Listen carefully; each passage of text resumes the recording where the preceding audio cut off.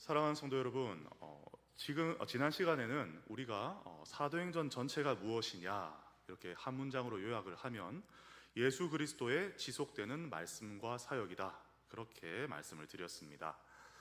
우리는 보통 복음서는 예수님의 말씀과 활동이다 라고 생각을 하고, 사도행전은 사도들의 활동과 말씀들이 쓰여 있다, 이렇게 생각하기가 쉽죠. 그런데 누가는 그렇게 쓰지 않았습니다. 사도행전조차도 예수 그리스도께서 승천하신 이후에도 계속 일하시는 이야기를 기록한 바로 그런 책입니다. 그래서 사도행전을 읽는 가장 큰 목적이 무엇입니까? 사도행전을 읽는 것은 사도들의 어떤 열심을 배우려는 게 아닙니다. 그게 목적이 아니에요. 물론 열심으로 그렇게 하나님 나라를 위해서 사는 것도 우리가 보게 되겠죠. 그런데 더 중요한 목적은 사도행전을 통해서 예수 그리스도를 만나는 것입니다. 예수 그리스도가 지금도 살아계시고, 그리고 지금도 자기 교회를 다스리시며 지금도 자기 백성을 찾아오시는 분이라는 이 사실을 사도행전을 통해서 확인하고 경험하는 것이죠. 그런 의미에서 지난 시간에 제가 말씀드렸는데요, 사도행전이라는 제목은요, 사실 엄밀하게 말하면 적절하지는 않다라는 이야기를 드렸습니다.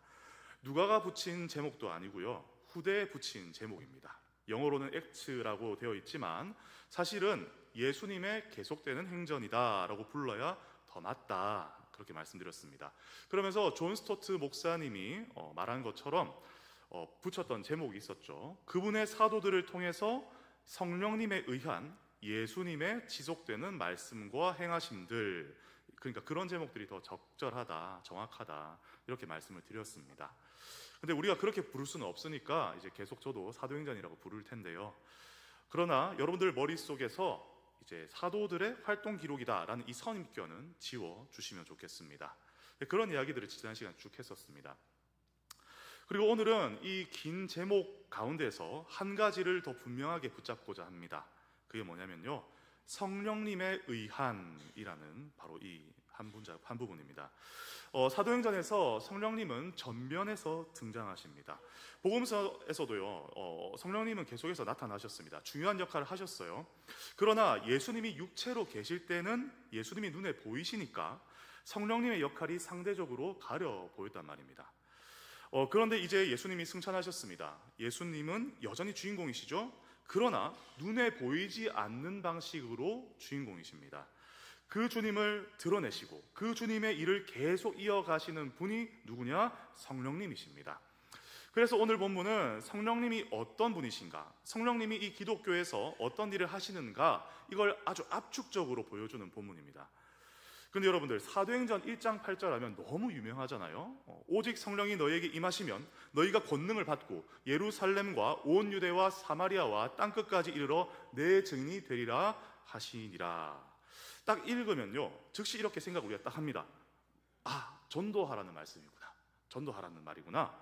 근데요 여러분들, 오늘 제가 이걸 먼저 짚고 넘어가고 싶은 부분이 있습니다. 여러분, 이 본문에요, 8절 본문에 명령형이 있습니까? 명령형이 있나요? 없죠. 예수님은 가라라고 하지 않으셨어요. 명령하지 않으셨습니다. 예수님은 뭐 해야 된다라고 말하지 않으셨습니다. 예수님은 지금 미래를 말씀하십니다. 되리라라고 예언하고 계십니다. 그러면 명령이 어디에 있을까요? 명령은요, 8절이 아니라 4절에 있습니다. 4절에 가면 예루살렘을 떠나지 말고 아버지께서 약속하신 것을 기다리라. 예수님 명령은요, 기다리라는 것입니다.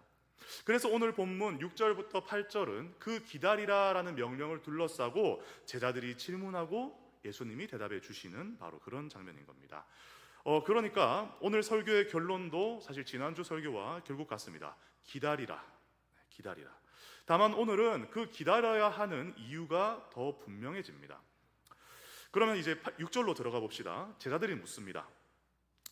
예수님, 주께서 이스라엘 나라를 회복하심이 이때니까. 이 질문이 무슨 의미인지를 잘 이해를 하지 못하면요, 8절에 예수님 대답도 오해를 하게 됩니다. 왜냐하면 예수님 대답은요, 이 제자들의 질문이 잘못된 질문이라서 이 질문을 바로 잡는 대답이기 때문입니다. 제자들은 무엇을 기대했습니까? 그들은 부활하신 예수님을 보면서 이렇게 생각을 한 겁니다. 드디어 때가 왔다, 드디어 때가 왔다. 이제 예수님이 로마를 뒤엎으시고 이스라엘을 독립시키시겠구나. 다윗 왕국처럼 강한 나라를 다시 한 번 더 세우시겠구나. 그들의 메시아관이라는 것이요, 여전히 정치적입니다. 그렇죠? 여전히 세속적이죠. 왕이 오시면 힘으로 정복하고 제국을 다시 세울 것이다, 이렇게 생각을 했습니다. 근데 사실 이건 제자들만의 문제가 아니었습니다. 여러분들 잘 아시는 세례 요한 있죠? 세례 요한도 똑같이 비슷한 기대를 했었습니다. 마태복음 11장에 가서 보시면 이제 세례 요한이 감옥에서 사람을 보내어서 예수님께 묻습니다. 오실 그이가 당신이십니까? 오신다고 말씀하셨던 그 메시아 그리스도가 당신이십니까? 아니면 우리가 다른 일을 기다려야 됩니까? 왜 이걸 물을까요? 세례 요한이 이걸 왜 물어볼까요? 예수님이 하시는 그 일들이 자기 귀에 들려오는데 이게 자기가 기대한 메시아의 모습하고는 완전 다른 거예요. 자기는 메시아가 오면은 권력을 뒤엎고 세상을 정복할 줄 알았습니다. 세례 요한도 그럴 줄 알았던 거예요. 근데 예수님이 오셨는데 소문이 들려옵니다. 예수님이 병자를 고치셨대요. 그리고 예수님이 가난한 자에게 복음을 전하시고 눌린 자에게 다시 한번 일으키는 그 일들을 하십니다. 그래서 요한도 헷갈리는 겁니다. 그때 예수님이 뭐라고 말씀하십니까?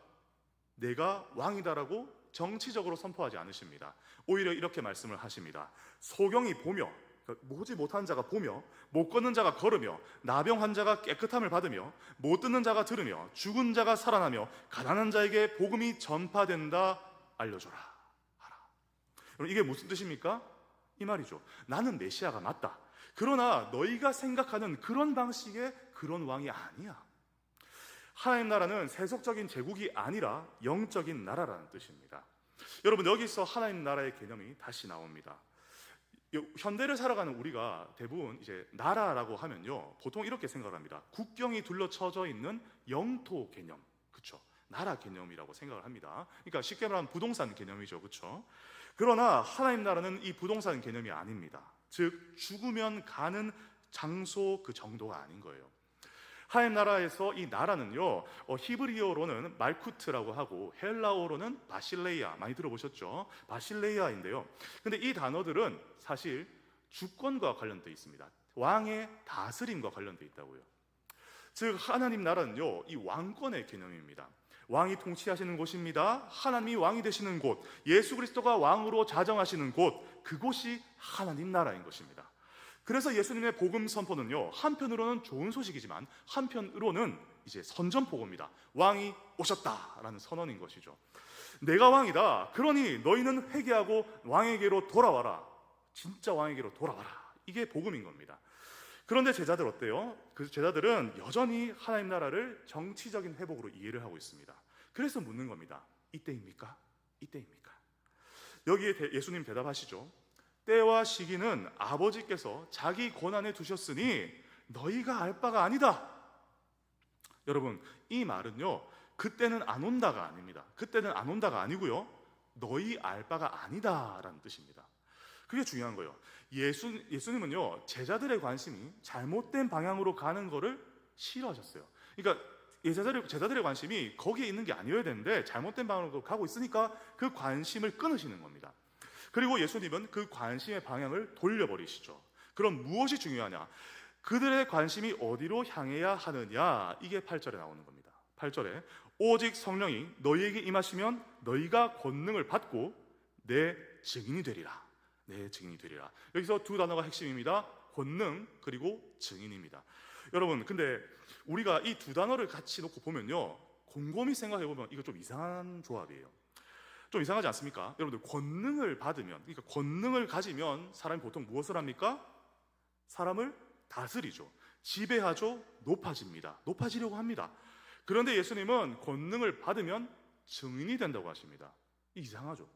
좀 이상한 이야기입니다. 특히 왜냐면요, 여기서 권능으로 번역된 단어가 여러분들 잘 아시는 디나미스라는 단어입니다. 당시 그리스 로마 사회에서 이 디나미스라는 단어는요, 주로 정치적인 힘, 군사적인 힘, 세족적인 권력, 이런 것들을 가리키는 단어로 썼어요. 그러니까 쓸 때 이렇게 썼죠. 총독이 디나미스를 가졌고, 황제가 디나미스를 가졌고, 또 군대가 디나미스를 가졌다, 권능을 가졌다, 이렇게 썼던 단어라는 것입니다.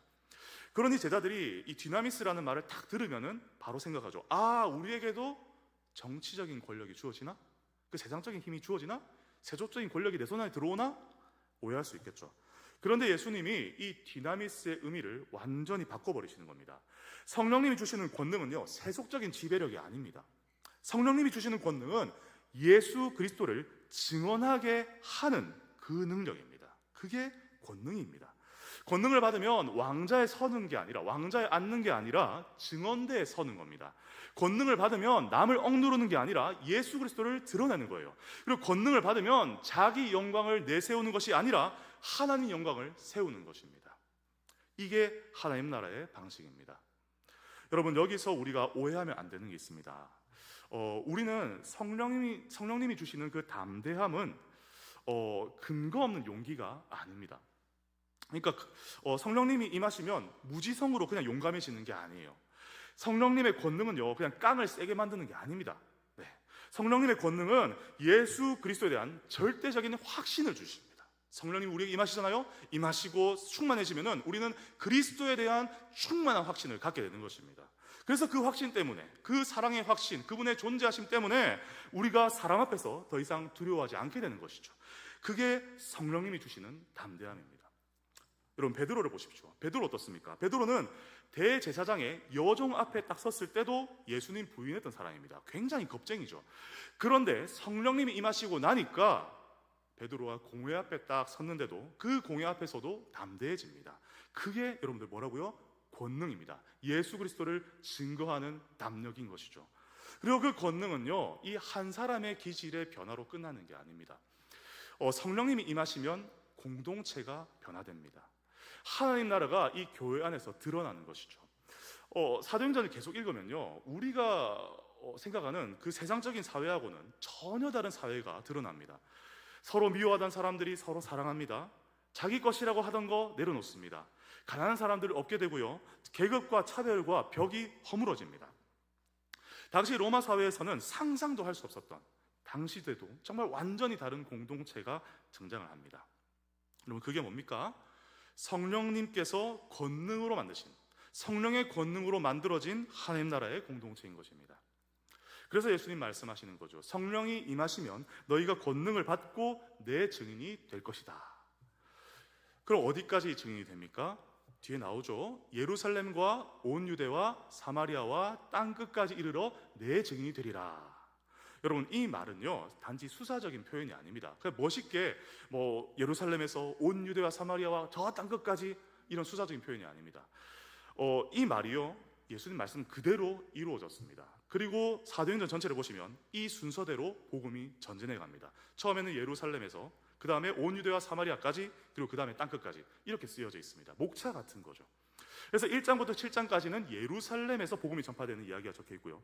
그리고 8장부터 11장에는 유대와 사마리아, 그리고 그 이후에는 온 세계, 땅끝까지 나아가는 겁니다. 예수님 말씀이 사도행전의 구조가 되는 것이죠. 이게 무슨 뜻이냐면요, 하나님 나라는 이스라엘이라는 한 나라의 확장이 아닙니다. 하나님 나라는 민족적인 경계를 무너뜨리는 나라입니다. 하나님 나라는 인종적인 차별을 무너뜨리는 나라입니다. 문화적인 벽도 무너뜨리는 그런 나라인 것입니다. 그런데 여러분, 이게 얼마나 어려운 일인지 아십니까? 이게 진짜 어려운 일이라는 걸 알 수 있는 건요, 초대교회들도 마찬가지예요. 제자들도요, 심지어 이 제자들도 이 말을 듣고 완전히 이해를 못합니다. 이해를 잘 못해요. 10장에 가면은 베드로가 여전히 이방인을 꺼립니다. 이방인을 꺼려요. 하나님이 깨끗하게 하신 것을 속되다고 하지 말아라. 하나님이 깨끗하게 하신 것을 속되다고 하지 말아라. 하나님이 깨끗하게 하신 것을 속되다고 하지 말아라. 하나님이 3번이나 이렇게 말씀을 하시자 그제서야 베드로가 고넬료에게 갑니다. 이방인 고넬료에게 가는 것이죠. 그만큼 어려운 일이라는 거예요. 유대인에게 이 속된 존재인 이방인이 한 가족이 된다는 것은요, 상상도 못할 일이었던 겁니다. 그런데 성령님이 하셨어요. 성령님이 임하시면 그럼 가능합니다. 성령님이 임하시면 예루살렘과 유대와 사마리아와 땅끝이 한 공동체가 됩니다. 성령님이 임하시면 나와 다른 이를 미워하던 이 죄성이 죽어지고 그리스도 안에서 서로를 형제로 받아들이게 됩니다. 여러분, 이것이 하나님 나라의 능력입니다. 하나님 나라는 영적인 나라입니다. 세속적인 정치 권력으로 세상을 바꾸는 그런 나라가 아니고요, 정말 하나님 나라는 영적인 나라예요. 왜냐하면 여러분들, 인간의 진짜 문제는요, 제도입니까? 정책입니까? 다 아니에요. 제도나 정책이 이 인간의 진짜 문제가 아니라, 인간의 진짜 문제는 인간 안에 있는 죄성이기 때문입니다. 뿌리 깊어서 우리 스스로는 해결할 수 없는 바로 그 죄, 그 죄성이 진짜 우리의 문제이기 때문입니다. 그 죄성은 법으로도 정치로도 교육으로도 아무 걸로도 근본적으로 바꿀 수가 없습니다. 예수님을 믿는다는 게 여러분 단지 행동뿐이라면요, 행동만 바꾸는 거라면, 그게 예수님 믿는다는 거라면 누군가에게 억지로 굴종시켜서라도 믿게 만들 수 있겠죠. 네, 총을 들이대서라도 예수님 믿는다 고백해라, 그러면 예수님 믿는다 고백하면은 그 사람 구원 얻겠죠. 근데 예수 믿는다는 건 단지 이런 행동이 아닙니다. 행동 변하는 게 아니에요. 기독교는 그렇게 되지 않습니다. 예수 그리스도를 믿고 회개하고 그분을 왕으로 모시는 일은요, 성령님의 역사 없이는 일어나지 않습니다. 그래서 예수님께서는 기다리라 명령하신 것입니다. 기다리라, 아버지께서 약속하신 것을 기다리라. 이게 결론입니다. 오늘 설교의 결론도 결국 이것입니다. 기다리라. 그럼 우리는 어떻게 기다려야 됩니까? 가만히 앉아서 시간 보내라는 걸까요? 아니죠. 간절히 구하라는 말입니다. 성령님의 부어주심을 사모하라는 이야기입니다. 이러니 기도해야 할 것입니다. 이렇게 기도하셨으면 좋겠습니다. 조금 길지만 제가 쏜 기도문을 한번 읽어드리겠습니다. 성령님, 우리에게 권능을 주십시오. 세속적인 권력의 권능이 아니라 예수 그리스도를 증언하는 그 권능을 주십시오. 사람을 이기려는 힘이 아니라 죄를 이기고 자기를 이기고 두려움을 이기는 권능을 주시옵소서. 성령님, 우리 공동체 안에 임하셔서 차별과 분쟁과 미움이 죽어지고 그리스도 안에서 한 가족이 되게 하여 주시옵소서. 내가 나와 다른 사람을 혐오하는 그 죄성을 회개하게 하시고 그리스도의 영광 안에서 서로를 사랑하게 하여 주시옵소서. 성령님, 예수 그리스도를 우리 가운데 드러내 보여주시옵소서. 우리가 예수님보다 더 즐거워하는 것들을 내려놓고 예수님을 최고의 왕으로 모시게 하여 주시옵소서. 여러분, 주님이 이 기도에 응답하실 때, 그때 우리는 하나님 나라를 이 자리에서 목도하게 될 것입니다. 그때 교회는 교회 다닌다는 그런 집단이 아니라 하나님 나라를 보여주는 하늘의 공동체가 될 것입니다. 그때 우리의 예배는 습관이 아니라 왕 앞에 서는 진짜 참 예배가 되는 것입니다. 사랑하는 성도 여러분들, 예수님이 승천하셨다고 끝난 것이 아닙니다. 사도행전은 예수님의 계속되는 사역이십니다. 그리고 그 사역의 방식은 성령 하나님이십니다.